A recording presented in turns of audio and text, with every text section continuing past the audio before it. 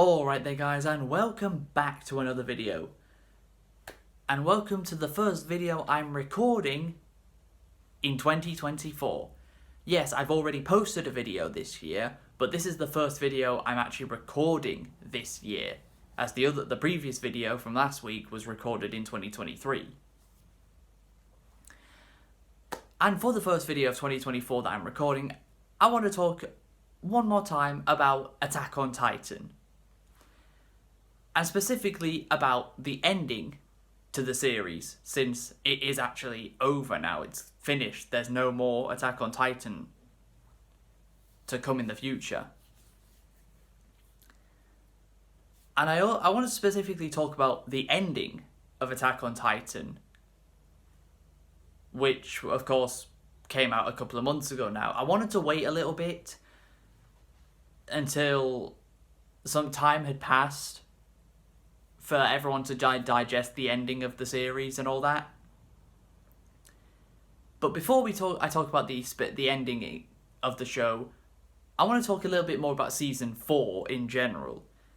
Because when the ending of the show happened, I did a YouTube short not too long after, reviewing all 4 seasons of the show in under a minute. And for Season 4, I called it the most confusing season ever, because that's what it was. Season 4 of the show began airing in December of 2020, over 3 years ago.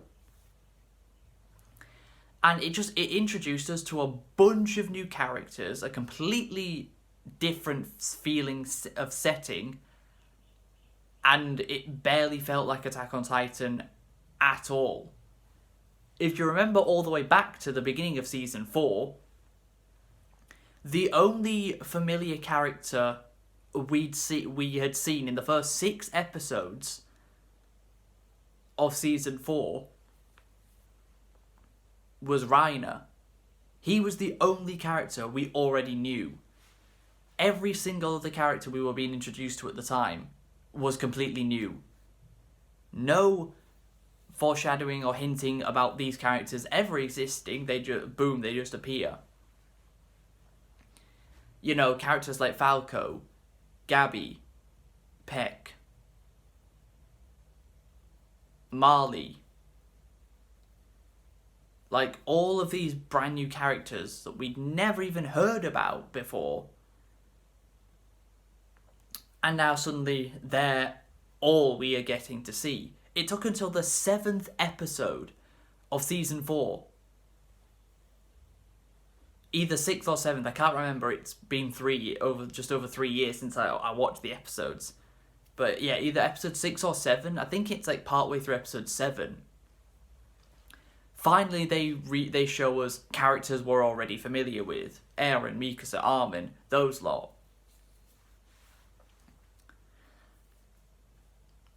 And they certainly milked Attack on Titan Season 4 as much as they could.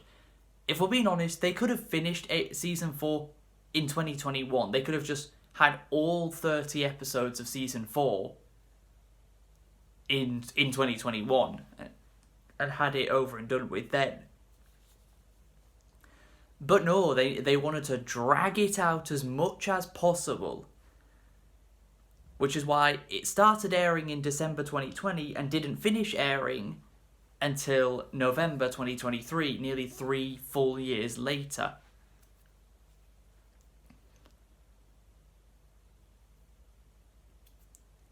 And the thing that really stumped me at the beginning of Season 4 was the Eldians.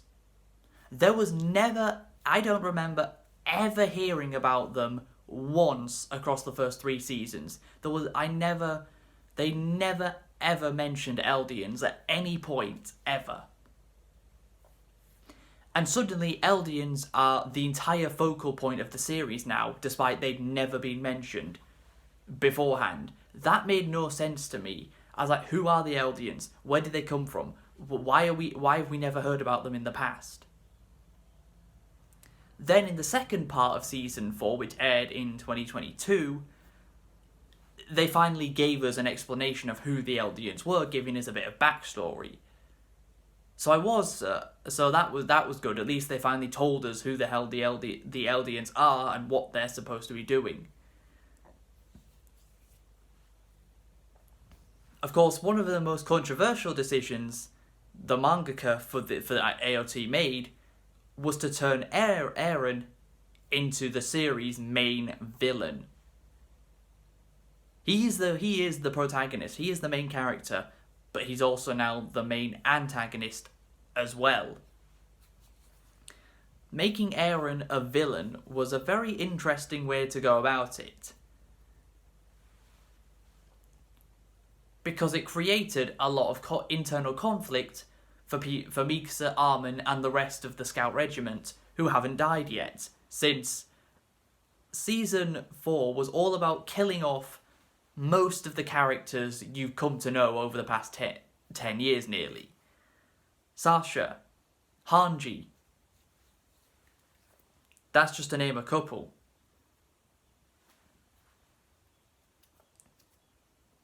Just so they can put the new characters on the screen more, give the new characters more screen time. Like, yes, AOT is a very dystopian type of place.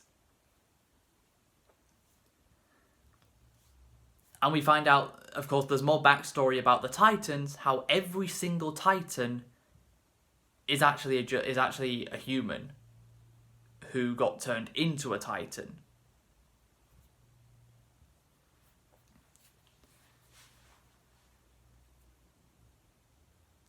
Now, the final episode of the show, I mean, it was an hour and a half long. It was longer than quite a lot of anime movies from back in the day.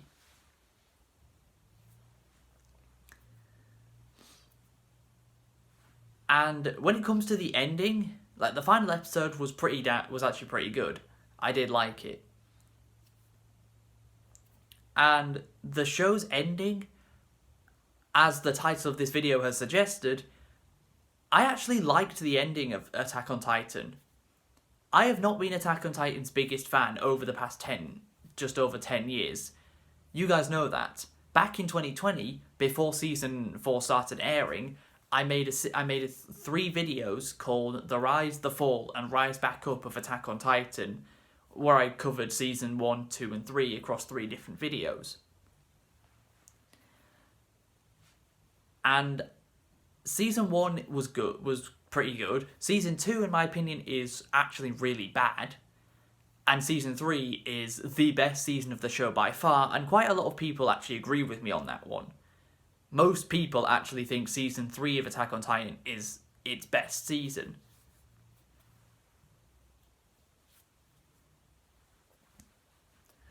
But yeah, the ending of AOT, where the only way to stop the rumbling, which Eren created, was to take out Eren himself.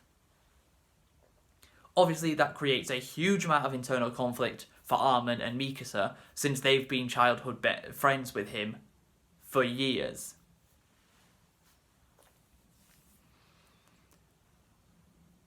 When the ending originally happened in the manga, there was so much controversy about it. So many people were angry and said the ending of Attack on Titan is really bad.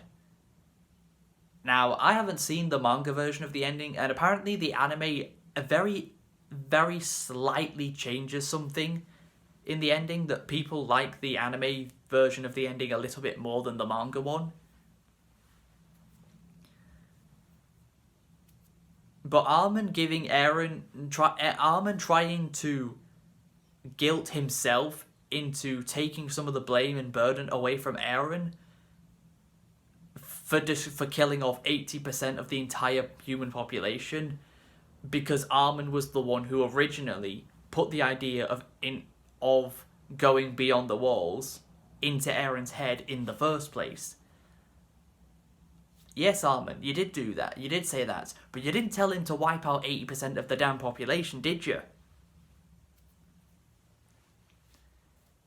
And they decided to throw in a bit of Armin and Ernie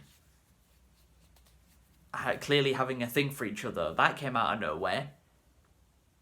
It's like it took until season 4, part 2, when the show remembered, oh yeah, Annie's still around, isn't she? Let's unfreeze her, and then so suddenly, most of the characters that were villains at the beginning of the series are now the heroes, and the main character at the beginning of the series, who was supposed to be the main hero, the one who could defeat the Titans, is now the main villain and controls all of the Titans.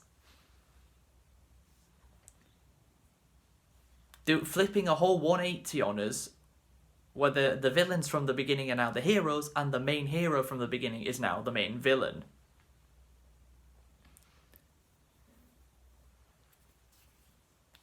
It is still an interesting idea to turn the main hero who's supposed to be the saviour for everyone actually be the person that needs to be defeated for all of the chaos to end.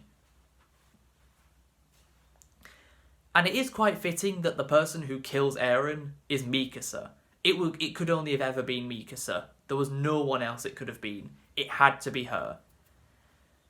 And the thing is, Mikasa doesn't get her happy ending because Eren had to die. But if you think about it, Eren didn't deserve his happy ending. Eren did more damage than anybody who was a villain earlier in the series. Eren caused the most amount of chaos, damage, and destruction. He didn't deserve to survive. And killing him off right at the end was, in my opinion, the right decision.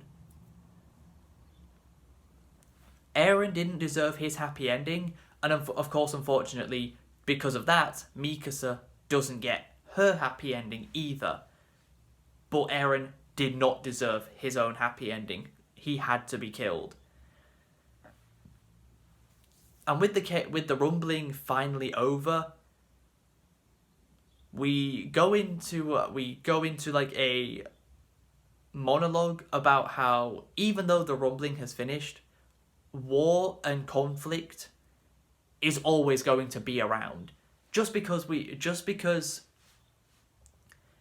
this conflict has finished doesn't mean peace will remain forever. There will always be conflict. There will always be wars.